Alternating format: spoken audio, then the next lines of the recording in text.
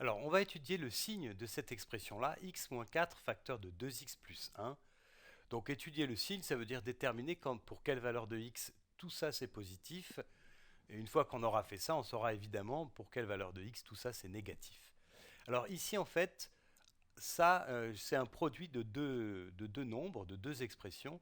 J'en ai une première que je vais appeler a ici, qui est x moins 4, et une deuxième que je vais appeler b ici, qui est 2x plus 1. Donc comme c'est un produit et qu'on veut savoir le signe de ce produit, eh bien ce que je vais faire, c'est regarder le signe de A et le signe de B, puisqu'ensuite je vais appliquer la règle des signes. Si les deux nombres A et B sont de même signe, eh bien le produit sera positif, alors que s'ils sont de signes différents, le produit sera négatif. Donc en fait, étudier le signe de A et de B, ça va me permettre d'étudier le signe de mon expression ici. Alors je vais commencer par étudier le signe de A, le signe de A.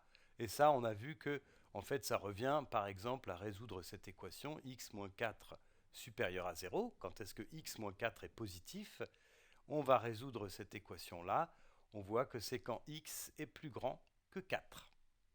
Ensuite, je vais faire la même chose avec b. Donc, je vais déterminer le signe de b. Et pour ça, je vais regarder quand est-ce que 2x plus 1 est positif. Et ça, ben, je vais résoudre cette équation-là. Ça revient même que de dire que 2x est plus grand que moins 1. Et donc ça, c'est la même chose que de dire que x doit être plus grand que moins 1 demi. Voilà. Alors là, j'ai le signe de A, le signe de B. Je vais me servir de ça pour déterminer le signe de A et de B. Et en fait, ce que je vais faire, c'est rassembler toutes les données dans un tableau. C'est là où le tableau de signes va vraiment prendre tout son intérêt.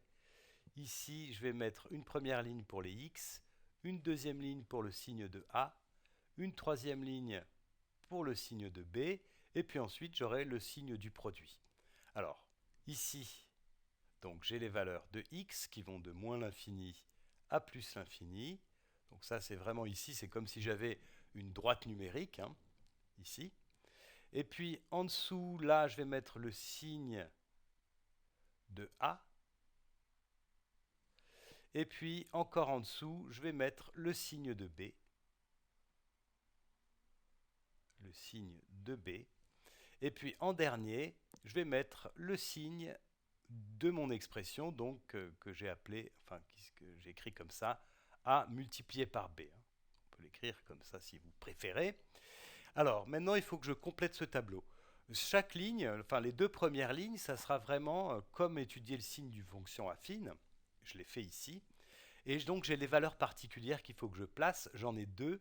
J'ai la valeur 4 qui fait changer le signe de A et j'ai la valeur moins 1 demi qui fait changer le signe de B. Alors il faut que je les place ici et il faut que je les place dans le bon ordre, hein. D'abord la première, moins 1 demi ici, et puis 4 ici. Voilà, donc j'ai mes colonnes ici qui apparaissent.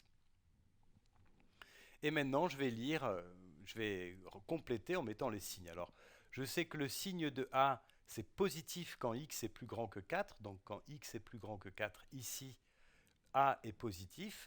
Donc, avant, c'est négatif. Et puis, je sais aussi que si je remplace x par 4, x moins 4 est égal à 0. Donc, pour x égale 4, je vais mettre un 0 là. Voilà, ça, c'est vraiment le signe d'une expression affine qu'on a vu dans la vidéo précédente. Et puis en bas, je vais faire exactement le même travail, mais avec B, le signe de B. Et ce qu'on a dit, c'est que 2x plus 1, donc B, est positif quand x est plus grand que moins 1 demi, c'est-à-dire sur toute cette partie-là du tableau. Donc là, je vais mettre des plus ici, ici. Et du coup, quand x est plus petit que moins 1 demi, donc par là, eh bien, je vais mettre un moins. Et puis là aussi, je peux compléter, puisque si je remplace x par moins 1 demi là-dedans, eh bien en fait, b va être égal à 0. Donc je peux mettre un 0 ici. Voilà. Alors j'ai tout ce qu'il faut maintenant pour déterminer le signe de mon expression. Quand x est plus grand que 4 ici, a est positif, b est positif, donc a fois b, eh bien c'est positif aussi. Ça c'est la règle des signes, positif fois positif. Donc ici c'est positif. Quand x est compris entre moins 1 demi et 4, eh bien j'ai A qui est négatif, B qui est positif, donc le produit est négatif. A et B sont de signes contraires. Et puis quand x est plus petit que moins 1,5, dans cette partie-là, A et B sont tous les deux négatifs, donc le produit, c'est un nombre négatif multiplié par un nombre négatif, c'est un nombre positif. Voilà, et puis ce que je peux compléter, c'est mettre les zéros, hein, puisque je sais que quand x est égal à 4, a est égal à 0, donc a fois b sera égal à 0 aussi, donc là je peux mettre un 0. Et de la même manière, quand x est égal à moins 1 demi, c'est b qui est égal à 0, donc a fois b est encore égal à 0. Voilà. Et donc là, j'ai complètement étudié le signe de x-4 fois 2x plus 1. C'est positif quand x est plus petit que moins 1 demi ou x plus grand que 4. Et c'est négatif entre moins 1 demi et 4. Alors ça permet par exemple de résoudre une équation. Par exemple, si je veux résoudre une équation x moins 4 facteur de 2x plus 1 inférieur à 0, eh bien, je regarde mon tableau. Pour quelle valeur de x j'ai a fois b, enfin x moins 4 fois 2x plus 1 qui est négatif, c'est entre moins 1 demi et 4. Donc l'ensemble des solutions, ça sera moins 1 demi 4, l'intervalle moins 1 demi 4. Je n'ai pas encore mis les crochets parce que je voudrais faire attention aux bornes. Ici, j'ai une inégalité stricte, donc je ne veux pas que ce produit-là soit égal à 0. Donc je ne peux pas prendre la valeur moins 1 demi, ni la valeur 4, parce que dans ce cas-là, eh bien, j'ai un produit qui est nul. Donc je vais mettre des crochets ouverts comme ça. Voilà. Donc ce tableau de signes, en fait, permet de résoudre cette inéquation. Il permet de résoudre d'autres inéquations supérieures à égales à 0, par exemple, strictement supérieures à 0, inférieures ou égales à 0, enfin, voilà, tout ça. Et ce qui est intéressant, c'est que là aussi, on peut faire une petite interprétation géométrique, puisque ici, l'expression que j'ai, en fait, je peux la considérer comme l'expression d'une fonction, et qui sera une fonction de degré 2. Alors, je vais la tracer. Voilà, je l'ai tracée ici avec GeoGebra pour que ce soit plus propre. Et donc ici, c'est la courbe représentative de la fonction f de x égale x moins 4 facteur de 2x plus 1. Donc c'est une parabole, on peut remarquer ça tout de suite, c'est vraiment caractéristique d'une parabole. Et ça, c'est pas très étonnant puisqu'on a dit que ça, c'était une fonction de degré 2. Hein. Si je développe, ça fait une fonction de degré 2. Et toutes les fonctions polynômes de degré 2 comme celle-là, eh bien, sont représentées par des paraboles. Alors, ce que je vais faire maintenant, c'est copier le tableau des signes qu'on a obtenu tout à l'heure. Je vais copier tout ça et je vais le mettre ici. Voilà. Alors, on va regarder, on va comparer un petit peu ce qui se passe. Donc, c'est la première chose que je peux remarquer, c'est que sur le tableau de signes, on a les deux valeurs particulières, moins 1 demi et 4. Et en fait, où est-ce qu'on les retrouve, celles-là? Pour x égale moins 1 demi, c'est ici. X égale 4, c'est là. Et donc, on a bien deux points, ces deux points de la courbe, qui sont les points d'intersection de la courbe. Alors, j'ai dit tout à l'heure, ça c'est la courbe d'équation y égale f de x, hein, la courbe représentative de f. Et donc, les points d'intersection de la courbe avec l'axe des abscisses, ce sont les deux valeurs particulières ici qui font changer de signe l'expression. Hein. Et en fait, ce sont les antécédents de 0, puisque ce sont les valeurs pour lesquelles f de x est égal à 0. Donc ce sont les valeurs qui ont pour image 0. Alors, autre chose qu'on peut remarquer, c'est que quand on est ici, quand x est plus petit que moins 1 demi, donc sur la droite numérique, sur l'axe des abscisses, c'est toute cette partie-là, hein, toutes ces valeurs-là qui sont avant moins 1 demi, eh bien, on sait que le signe de ma fonction, c'est positif. Et effectivement, qu'est-ce qu'on peut remarquer?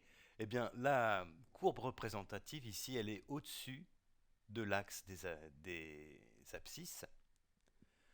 Effectivement, si je prends une valeur x ici dans cet intervalle-là, eh bien, son image, elle est au-dessus de l'axe des abscisses. Elle est supérieure ou égale à 0.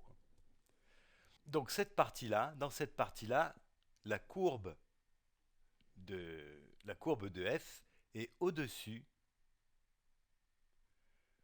de l'axe des abscisses, je l'appelle OX. L'axe OX, c'est cet axe horizontal. Alors ensuite, je vais regarder ce qui se passe ici entre moins 1 demi et 4. Donc entre moins 1 demi et 4, c'est toute cette partie-là de l'axe, toute cette partie-là. Et là, qu'est-ce qu'on peut remarquer? Eh bien, la courbe, la portion de la courbe qui correspond à ces valeurs-là, donc l'ensemble des images des x qui sont dans cet intervalle-là, eh bien c'est toute cette partie de la courbe, toute celle-là. Et qu'est-ce qu'on peut remarquer? C'est que si je prends n'importe quelle valeur x sur cet intervalle-là, eh bien je vais regarder son image. Son image, elle est négative. Elle est négative, et c'est bien ce qu'on retrouve ici, puisqu'on a vu que pour x compris entre moins 1,5 et 4, eh bien l'image f de x sera négative. Et ce qu'on peut remarquer ici, c'est que dans cette partie-là, la courbe, elle est située en dessous de l'axe des abscisses. CF est au-dessous de l'axe OX. Et puis enfin, on va regarder la dernière partie, qui est celle-ci ici, quand x est plus grand que 4. Donc x plus grand que 4, c'est cette partie-là, qui correspond à cette partie ici de la courbe. Et on voit que si je prends une valeur x dans cet intervalle-là, donc x plus grand que 4, eh bien son image, elle est ici, donc elle est positive. Et ça, c'est bien ce qu'on a vu ici, hein. On a vu que pour x plus grand que 4, le signe de f de x est positif, ce qui veut dire que l'image est au-dessus de l'axe des abscisses, hein. Et donc finalement, comme tout à l'heure, on a que CF, la courbe CF, eh bien c'est une portion de cette courbe qui est au-dessus de l'axe des abscisses. Donc graphiquement, ce qu'on vient de voir ici, c'est que étudier le signe d'une fonction, c'est regarder quand est-ce que, pour quelle valeur de x la courbe est au-dessus de l'axe des abscisses et pour quelle valeur elle est en dessous de l'axe des abscisses. Et ce qu'on peut dire aussi, c'est que les points d'intersection de la courbe avec l'axe des abscisses correspondent aux antécédents de 0, donc aux valeurs qui annulent la fonction.